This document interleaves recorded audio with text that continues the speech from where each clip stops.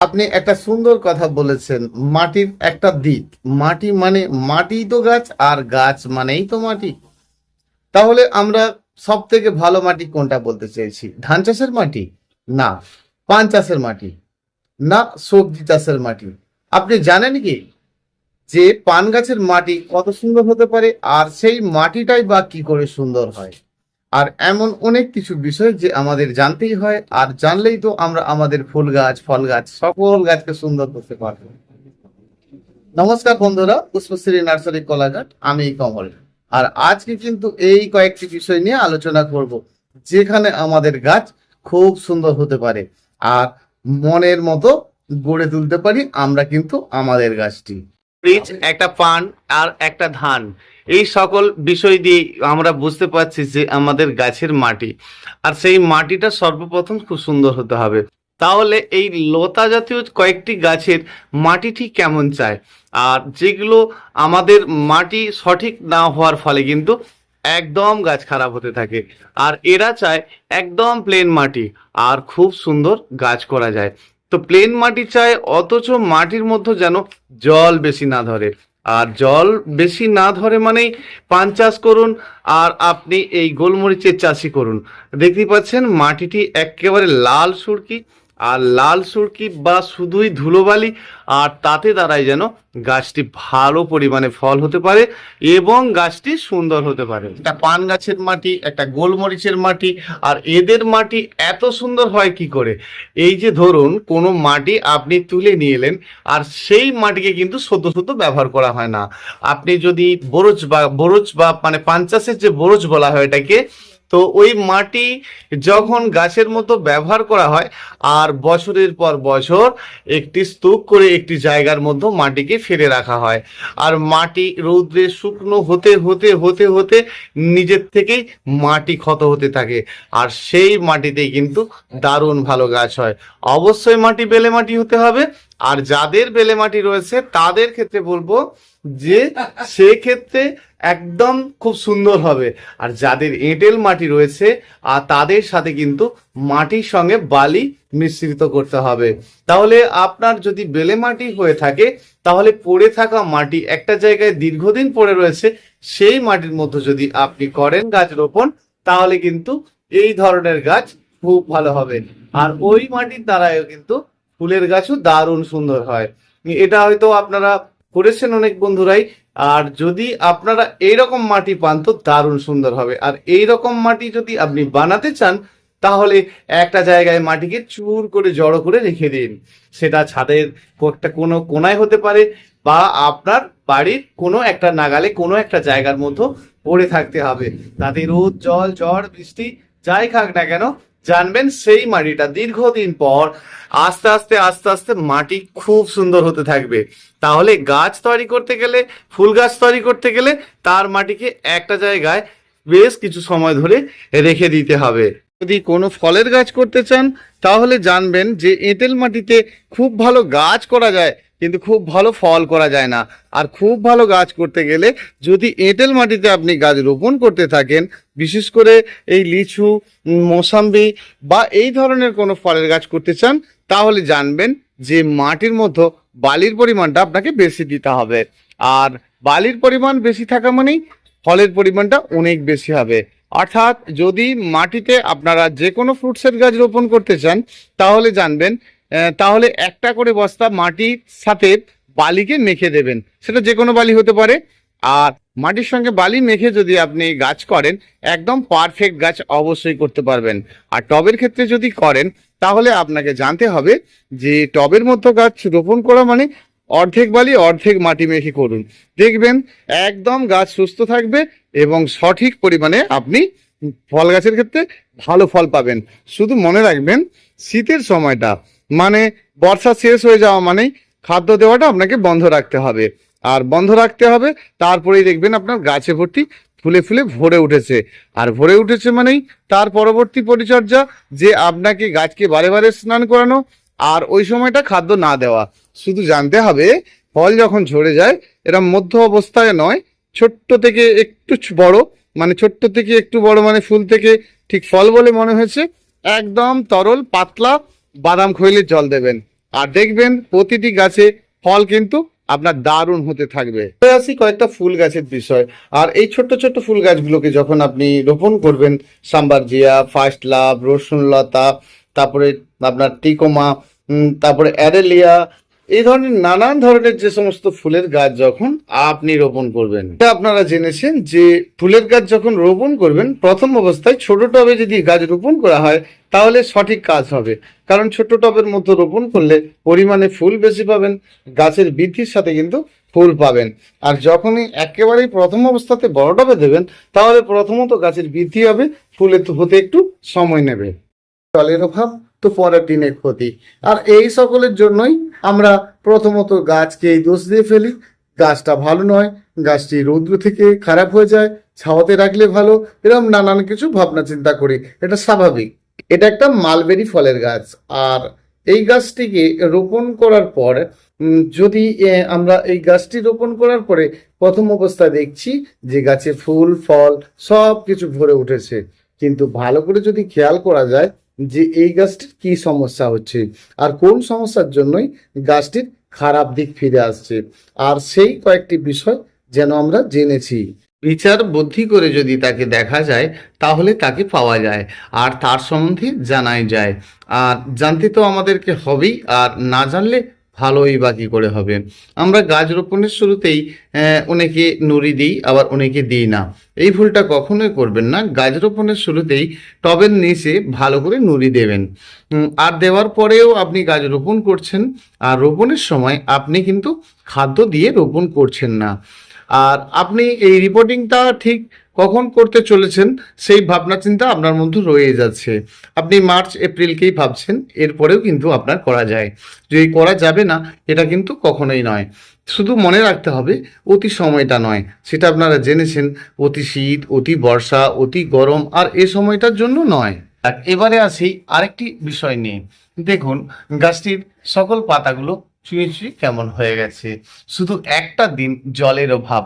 আমি বাস্তবে দেখতে পাচ্ছি যে গাছের গোড়াটা ভেজা রয়েছে, অথচ দেখতে পাচ্ছি যে গাছের পাতাগুলো সকল যেন চুয়ে গিয়ে খারাপের দিকে পৌঁছে গেছে। তাহলে গাছটাতে একটা সময় ভালো ফল হয়েছে, গাছটির বৃদ্ধি হয়েছে এবং গাছটি খুব ভালোই ছিল। আর এখন দেখছি যে গাছটি এইরকম হঠাৎই হঠাৎ গরমের সময় পাতাগুলো চুঁয়ে কেমন হয়ে যাচ্ছে। শুধু কিছুই নয় জানেন তো, নির্দিষ্ট সময় বুঝে গাছের গোড়াতে জল দেওয়া নয়।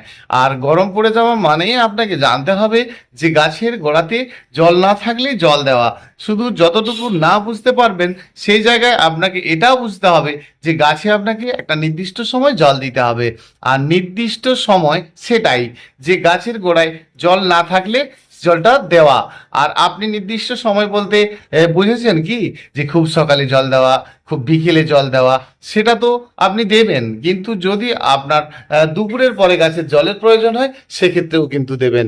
শুধু খেয়াল করবেন গাছের পাতা যখন এইরকম ভাব ঝিমুনো ঝিমুনো ভাব আসবে, দেখুন রৌদ্রেতেই পাতাগুলো পুড়ে পুড়ে গেছে। আর এটা পুড়ে গেছে শুধু নয়, যদি আপনি দেখেন যে গাছের পাতা একটু ঝিমোনো, তাহলে ঝিমোবে প্রথম, তারপরেই তো পাতাটা পুড়তে থাকবে। তাহলে আপনি খেয়াল করবেন যে গাছের পাতা ঝিমোনো মানে একটু ছাওয়ার দিকে আপনাকে নিয়ে আসতে হবে টব দিকে। তারপরে আপনি ভালো করে গাছে ডুবিয়ে জল দেবেন, আবার কিন্তু রৌদ্রেতেই নিয়ে যাবেন। আর আপনি ভয়ে কি করছেন গাছটি বোধহয় মারা যাবে, তাহলে কয়েকটা দিন ছাওয়াযুক্ত জায়গায় রাখি। আসল সমস্যাটা তো এই জায়গায় নয়, সমস্যার কথা আমাদেরকে জানতে হবে। যে গাছকে আমরা রিপোর্টিং করি না আর তার করার দরকার অনেক দিন আগেই ছিল, আর সেটা আমরা করতে ভুলেই গেছি বা সময়ের অভাবে করতেই পারি না, তাহলে সেই বিষয়টা আমাদের জানতে হবে। দেখুন সঠিকভাবে গাছটি রোপণ করা হয়েছিল বালি আর মাটি, অন্যতে অনেক কিছুই দেওয়া নেই, কেবলমাত্র বালি আর মাটি। তাহলে আমরা যখন গাছ একটা পটিং করতে চলি করতে যাই, তাহলে সেই জায়গাটায় আমরা প্রথমত কি করব। দেখুন এই উপরকার কিছুটা মাটি আপনি কমিয়ে দিতে পারেন হালকা হালকা করে, পুরোপুরি নয়, শুধু উপরের যে সবুজ স্পটটা রয়েছে সেটাকে কিন্তু আপনি একেবারে পরিষ্কার করে দেবেন। সেটা আমরা লক্ষ্য করব। শুধু দেখুন এই কাজের মতো ভুল যেন না হয়। উপরকার সবুজটা আপনি সুন্দর করে ফেলে দিয়েছেন, আর ফেলে দেওয়ার পরে এখানে একটা বিরাট কাজ রয়েছে আপনার। দেখুন এটি যদি একটা বড় টবে দেওয়া থাকতো তাহলে এর রুট বাউন্ডটা অনেক দূরে গিয়ে হতো, আর যদি এই গাছটাকেই একটা ছোট্ট টবের মধ্যে দেওয়া থাকতো তাহলে কম জায়গার মধ্যেই রুট বাউন্ড হতো। তাহলে আপনার নির্দিষ্ট একটা কোনো টবের মধ্যে রোপণ করা হয়েছে আর তার মধ্যেই রুট বাউন্ড হচ্ছে। এই রুট বাউন্ড হয়ে যাওয়া মানে আপনাকে জানতে হবে ভেতরের অংশটা ঘিরে ফেলা আর কম্প্যাক্ট হয়ে যাওয়া। সেই জন্য এইখানের ভেতরের অংশ যদি কোনোদিন কম্প্যাক্ট না হওয়ার চিন্তা করেন তাহলে আপনাকে জানতে হবে মাটিকে গুঁড়িয়ে গাছ রোপণ করা নয়। আর এই জায়গাটা একটা বড় বিষয় লুকিয়ে থাকছে। তাহলে আমরা যখন গাছ রোপণ করব সেই জন্য যে কোনো শুকনো মাটিকে আমরা একটা জায়গার মতো তার সঙ্গে ফলের গাছ হলে আপনার দিচ্ছেন কত না 50-50 বালি, 50 মাটি 50 বালি, আর ফুলের গাছে দিচ্ছেন কত 30% বালি। তাহলে সেইগুলোকে আমরা গুঁড়িয়ে গুঁড়িয়ে ভালো করে একবারে ধুলো করে কিন্তু গাছ রোপণ করছি না। আর করছি না মানে তার মধ্যে একটু জলের ছিটে দেবো, কিছুক্ষণ পরে কিন্তু টবের নিচে নুড়ি দেবো আর গাছটি রোপণ করব। শুধু ভুল এইটুকু জায়গায় রয়ে যাচ্ছে। যদি সম্পূর্ণ একদম কম্প্যাক্ট মাটি না চান তাহলে এই কাজটা করবেন, মাটিকে একটা জায়গায় জড়ো করবেন, তার মধ্যে কিছুক্ষণ আগে জলের ছিটে দেবেন। তাহলে কি হবে, পরবর্তী অবস্থায় এই ভেতরটা কম্প্যাক্ট হয়ে যাওয়া মানেই আর আপনাকে জানতে হবে কোনো একটা সময় যখন জল টান পড়বে আর হঠাৎই দেখবেন পাতা ঝিমোনো স্টার্ট আর গাছ রোপণ করছেন, তার ক্ষেত্রেও কিন্তু একই রকম বিষয় লুকিয়ে থাকছে। আর সেটাই যখন আপনি দেখছেন একটা গাছ রোপণ করছেন আর গাছ রোপণের বেশি বেশি করে মাটি চাপা দেওয়া নয়, সেক্ষেত্রেও এটা হয় যে বেশি করে মাটি চাপা দেওয়া মানে জলটা ওপরের মতো থাকছে, এই গুটিতে কিন্তু জল প্রবেশ করছে না। সেই জন্য এই সমস্যাটা হয়। সবসময় গাছ রোপণের সময় কিন্তু এই লেভেল পর্যন্তই গাছটি রোপণ করবেন, আর যেটা কিন্তু খুব ভালো হবে। এবারে আসি, আমরা এই গাছটাকে সঠিক রাখবো, আর সঠিক রাখতে গেলে আমরা অনেকেই যে ভুলটা করি উপর থেকে বেশ কিছু মাটি কমিয়ে দিই, আবার দেখি নিচের থেকে বেশ কিছুটা করে কেটে ফেলে দিই। আপনাকে সবসময় ভাবতে হবে, এর আগেও আমি বলেছি যে গাছটি যখন রোপণ করা হয় সেটি একটি মানে একটা গুটি মানে ছোট্ট, ধরুন একটা ছোট্ট 4x4 প্লাস্টিকের গাছটি আপনি টবে বসিয়েছেন, তাহলে তার মূল শেকড়টা কিন্তু এরকম জায়গা থেকে রয়েছে। আর আপনি কিন্তু এরকম থেকে যদি কেটে ফেলে দেন সেক্ষেত্রে কিন্তু এই গাছটির ক্ষতি হলেও হতে পারে, আর সেটা আপনাকে খেয়াল করতে হবে। সেই জন্য আপনি যখন এই রুট বাউন্ড হয়ে যাওয়া গাছের মাটি কেটে ফেলবেন তাহলে আপনাকে জানতে হবে সোজাকে সোজা বেশ কিছুটা করে কমিয়ে দিতে হবে। দেখুন এই কাজগুলো আমরা জানি, কিন্তু জানার পরেও যেটা রয়ে যাচ্ছে অনেক বন্ধুই এই ভুলটা করছে যে নিচ থেকেও বেশ কিছু মাটি কমিয়ে দেওয়া। সেটা নয়, সোজাকে সোজা যখনই আপনি মাটিটা কাটিং করে দেবেন আর তখনই কিন্তু নিচকার যে জাল হয়ে যাওয়া শেকড়, ভালো করে খেয়াল করুন, এই যে নিচকার জাল হয়ে যাওয়া শেকড় যখনই এই অংশে সোজাকে সোজা কাটিং পড়বে সেক্ষেত্রে দেখবেন গাছের যে মূল শেকড় দেখতে পাচ্ছেন, গাছের যে মূল শেকড় আর সেই শেকড়টা কিন্তু কাটা পড়বে না। আর কাটা পড়বে না মানেই গাছটা আপনার ভালো থাকবে। আমরা খুব ভালো করে লক্ষ্য করলে কিন্তু সেই জিনিসটি দেখতে পাবো। আর এই সকল ভুলের জন্য আমরা আমাদের গাছগুলোকে হারিয়ে ফেলি। তাহলে এই যে মূল শেকড়টা রয়েছে, আমি যদি সোজাকে সোজা মাটিটা কাটতে থাকি তাহলে কিন্তু এর মূল শেকড়ের মধ্যে আঘাতটা মোটেই লাগছে না। এবারে আসি, যখন আপনি এই অংশ কিছুটা করে মাটি কমিয়ে দিচ্ছেন আর এই ভেতরকার কালো শেকড়গুলো নষ্ট ও শেকড়গুলোকে যখন আপনি কাটিং করেই দিচ্ছেন, প্রথম যে জলটা দেবেন সেটা কোনো ফাঙ্গিসাইড যুক্ত জল দেবেন। সেটা আপনার বাড়িতে যা আছে, সাপ, ডাইভিস্টোন, জ্যাকিস্টোন ইত্যাদি ইত্যাদি, তো যেমন আছে সেটা কিন্তু 1 লিটার জলে 2 গ্রাম করে দেবেন।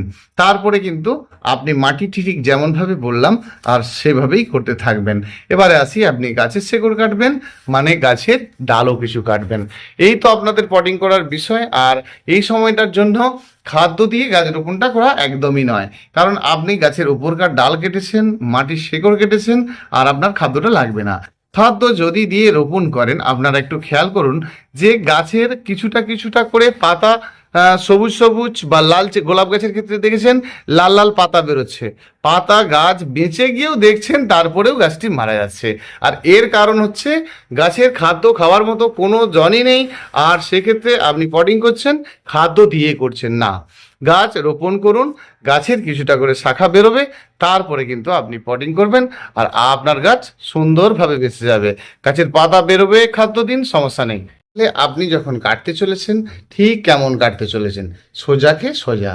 তাহলে আমি বলতে চাইছি এই সোজা আপনি কেটে সোজা বসে গেলেন, একদম সোজা বসে গেলেন। আবার গাছটিকে ঘুরিয়ে নিন, আবার সোজাকে সোজা, ঠিক এই সোজা আপনি কাটিং করে দিলেন। ঠিক এইভাবে যদি আপনি করেন তাহলে গাছটি কিন্তু একদম সুন্দরভাবে জীবন পাবে আর মনের মতো করে গড়ে উঠবে। আর এইভাবে আমরা কিন্তু করব। আমরা এটা অনেকে করি না, উপর থেকে কিছু মাটি কমিয়ে দিলাম, নিচের থেকে কিছু মাটি কমিয়ে দিলাম, সাইড থেকে কিছু কমিয়ে দিলাম, আর গাছটা বসিয়ে দিলাম, কিছুটা খাদ্য টাদ্য দিয়ে বসিয়ে দিলাম। কেউ কেউ তো বেঁচে গেল, আর কেউ কেউ কারো পাতা বেরোচ্ছে, কোনো কোনো গাছ দেখছি আবার জ্বলে জ্বলে গিয়ে পুরোপুরি গাছটা মারা যাচ্ছে। আর এই কাজটা আপনি সব সময়ের জন্য, কনকনে ঠান্ডার সময় নয়, অতিরিক্ত বর্ষার সময় নয়, অতি গরমে নয়, অতিরিক্ত সময় কিন্তু করতে যাবেন না। অর্থাৎ এই সময় পর্যন্ত আপনি এখনো ঠিক ঠান্ডা গরমের একটা ভাব রয়েছে, আর অনায়াসেই করতেই পারেন।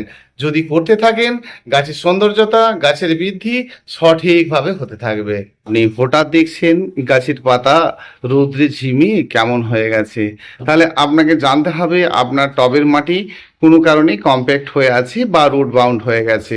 তাহলে আপনি কি কাজ করবেন? প্রথমত উপরে কি অল্প করে একটু জল দেবেন, জল দিয়েছেন, তারপরেও দেখছেন আপনার গাছের পাতাগুলো তরতাজা আর স্ট্রং হচ্ছে না, বেঁচেও থাকছে না, গাছটি ধীরে ধীরে খারাপ হতে থাকছে। সেই সময় আপনাকে জানতে হবে যে এত বেশি কম্প্যাক্ট হয়ে রয়েছে, আর এই সহ কিন্তু বেশ কিছুটা করে বালতির মতো জল ভরে রেখে 2-5 মিনিট জলে ডুবিয়ে রাখা। আর ডুবিয়ে রাখা মানে এর ভেতরে যে কম্প্যাক্ট মাটি রয়েছে, আপনার হয়তো ভুলে ভেতরকার মাটি কম্প্যাক্ট হয়ে রয়েছে, আর সম্পূর্ণভাবে 2-5 মিনিট যদি সময় দেন, ভেতর পর্যন্ত গাছে জল পৌঁছে যাবে। আর জল পৌঁছে যাওয়া মানে গাছটি কিন্তু আবার সুন্দর হয়ে বেঁচে যাবে, সেক্ষেত্রে সমস্যা হবে না। আমরা এইভাবে দেখতে থাকি, গাছ রোপণ করার পরেই যখন দেখতে থাকবো যে গাছের পাতা জীবনও শুরু হয়ে গেছে। আর জীবনও শুরু হয়ে গেছে মানে আমাকে বুঝতে হবে যে এই গরমের সময় ঝিমিয়ে যাওয়া মানে, আপনাকে বুঝতে হবে যে এই গরমের সময় পাতা ঝিমোচ্ছে মানে সেটা জল চাপের কারণে নয়, আর সম্পূর্ণ ছাদের উদ্ধৃত রয়েছে, আর এই সময়কার জন্য পাতা ঝিমিয়ে যাচ্ছে মানে আপনাকে জানতে হবে জল না থাকার কারণে। আর সেই জন্য যদি এরকম হয়ে থাকে, আমরা কিন্তু বেশ কিছুক্ষণ 2-5 মিনিট গাছটিকে জলে ডুবিয়ে রাখবো। আর রাখলে কিন্তু গাছটিকে নয়, গাছের গোড়াটিকে জলে ডুবিয়ে রাখবো, আর গাছটি কিন্তু আবার সুন্দর হয়ে যাবে। এবারে আসি চুপচাপ বসে থাকা একটি গাছ, যা আমাদের বাড়ির একটা লেবু গাছ। আর যেখানে দেখছি যে গাছের কোনো রকম উন্নতি তো নেই, আর তাতে দেখছি যে পাতা থেকে উপর থেকে শুকিয়ে শুকিয়ে নিচের দিকে নামছে। তাহলে আপনাকে সর্বপ্রথম জানতে হবে যে টবটির মধ্যে আপনার গাছটি রোপণ করা রয়েছে, আর সেই মিডিয়া কিন্তু খারাপের দিকে পৌঁছে গেছে।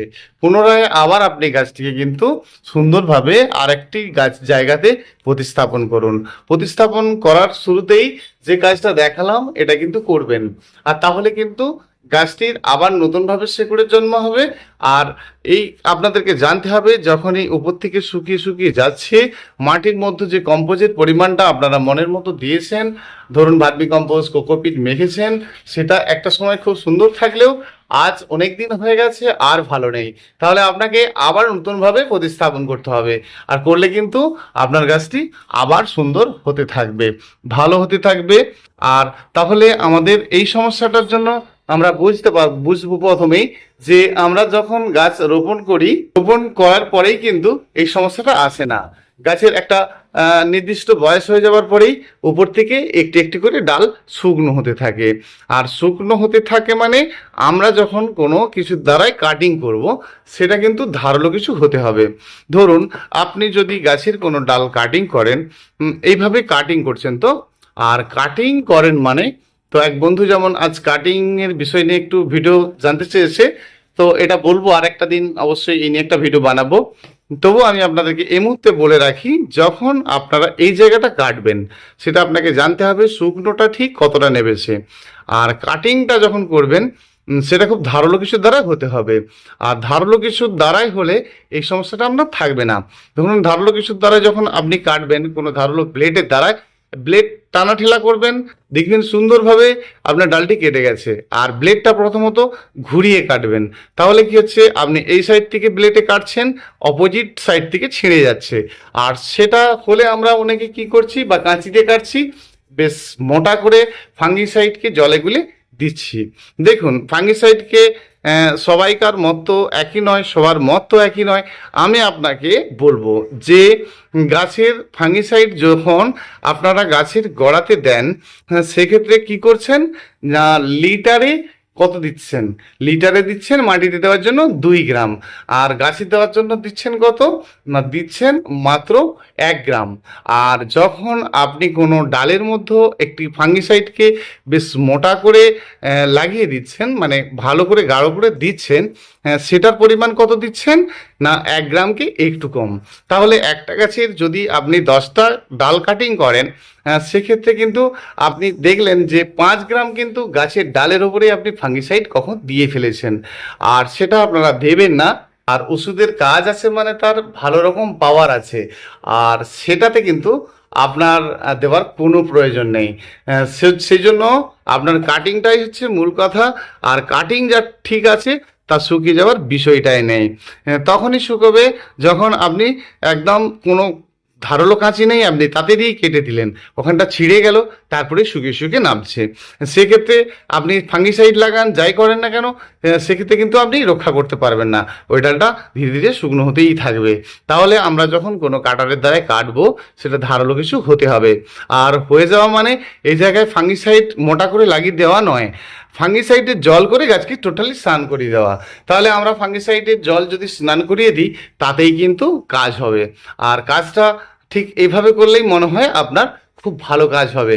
আমরা যেটা করে ফেলি অনেক সময়, যে একটা ডাল মোটা করে কেটে ফেললাম আর গাঢ় করে ফাঙ্গিসাইড দিয়ে ফেললাম, আর দিয়ে ফেললাম মানে সেই ওষুধটার যে পাওয়ার, সেটা কিন্তু আপনি নিজেই বিচার করে দেখবেন যে আমরা যদি গাছের গোড়াতে 1 গ্রাম ফাঙ্গিসাইডকে দিয়ে বা 2 গ্রাম ফাঙ্গিসাইডের জল করে গাছের গোড়াতে দিতে থাকি, একটা ডালের মধ্যে যদি 1 গ্রাম মানে আমরা ভালো করে তার মধ্যে প্রলেপ দিয়ে দিই, তাহলে সেটা কি খুব লাভজনক বিষয় হবে?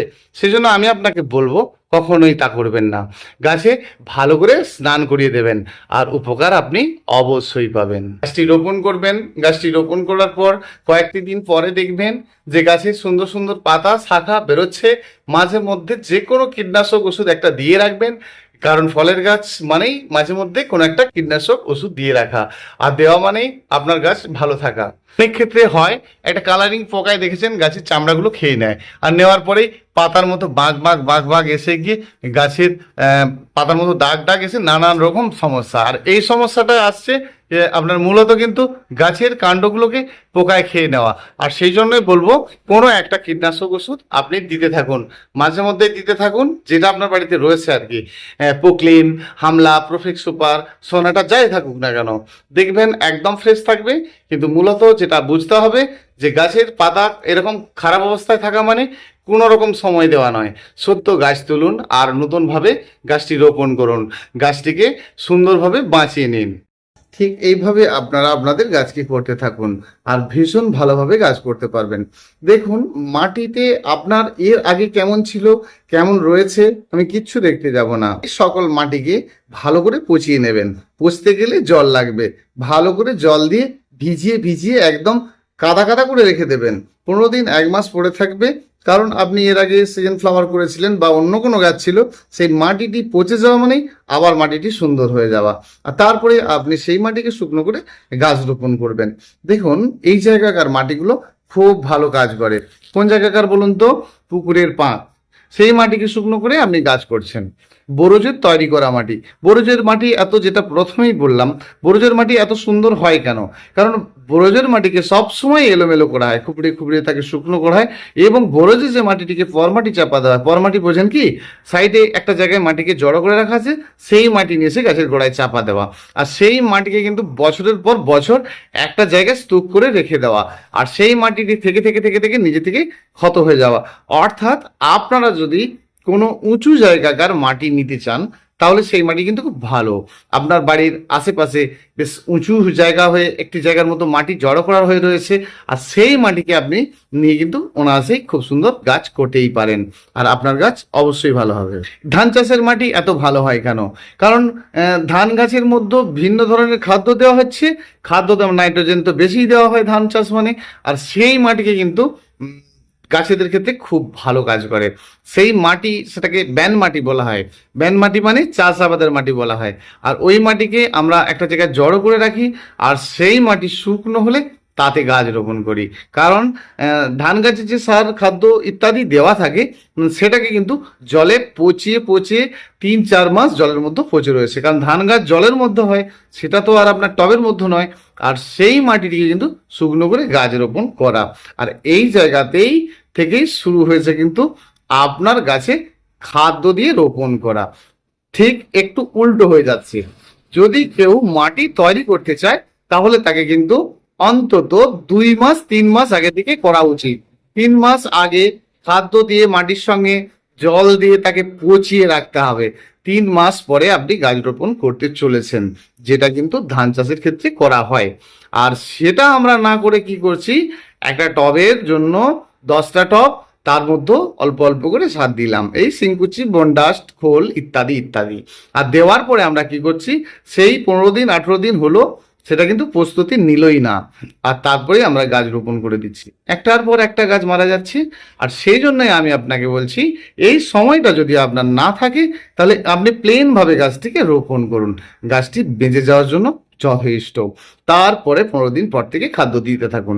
আপনি আগের থেকে খাদ্য দিয়ে গাছ রোপণ করতে গেলে আপনাকে অনেকটা লং টাইম নিতে হবে, যেটা কিন্তু আমরা ব্যবহার করি। মাঠের মাটি নিয়েছি, অর্থাৎ ধান চাষের মাটি নিয়েছি, সেখানে বছরের পর বছর চাষ হচ্ছে, এবং একবার যখন ধান চাষ করা হচ্ছে, সেটা 3-4 মাস ধরে মাটিটি কিন্তু পচে যাচ্ছে। কিসের জন্য? খাদ্যর দ্বারাই কিন্তু পচছে। খাদ্য দেওয়া আছে, মাটি জলে পচছে। আর সেই মাটিটি কিন্তু আমরা নিয়ে এসে শুকনো করে গাছ রোপণ করছি। 1 নম্বর গাছ হবে। আপনার পাশাপাশি যদি এরকম ধান জমিনের মাটি থাকে, তাহলে আপনারা সেই মাটি অনায়াসে নিয়ে গাছ রোপণ করতে পারেন। পুকুরের মাটি পান, তাহলে নিয়ে করতে পারেন। কিন্তু শহরে বাস করেন, আপনি পাবেন কি করে? আর আপনাকে এটাকে বানিয়ে নিতে হবে। সেই জন্যই বললাম, একটা জায়গায় মাটিকে আপনি জড়ো করে রাখুন, আর সেটাকে ভিজিয়ে ভিজিয়ে রাখুন, আর সেটা কিন্তু একই কাজ হবে। আর আপনি যদি ওই মাটির সঙ্গে অল্প পরিমাণে খাদ্য দিয়ে রাখতে চান, সেটা কিন্তু আপনাকে অনেকটা সময় দিতে হবে। 2 থেকে 3 মাস ভালো করে পচিয়ে নিতে হবে। তাহলে তারপরে আপনি সেই মাটিকে যদি ব্যবহার করেন, আপনার গাছ তো অবশ্যই ভালো হবে, আর আপনারাও ভীষণ ভালো থাকবেন। ফোন নাম্বারটা একটু জেনে নিন। যদি সমস্যা বোধ করে থাকেন, অবশ্যই ফোন করবেন। ভালো লেগে যদি থাকে, তাহলে অবশ্যই সাবস্ক্রাইব করে রাখবেন, আর লাইক করবেন, আর শেয়ার করবেন। কমেন্ট তো অবশ্যই করবেন, এই অনুরোধ করি যে আপনার কমেন্টের উপরেই আর একটা সুন্দর সুন্দর ভিডিও বানাতে পারবো। আপনি ঠিক কেমন চাচ্ছেন? আর ভীষণ ভালো থাকবেন বন্ধুরা, এভাবেই সময় দেবেন। অসংখ্য ধন্যবাদ, ভীষণ ভালো থাকবেন। আবার আসছি আগামীকাল।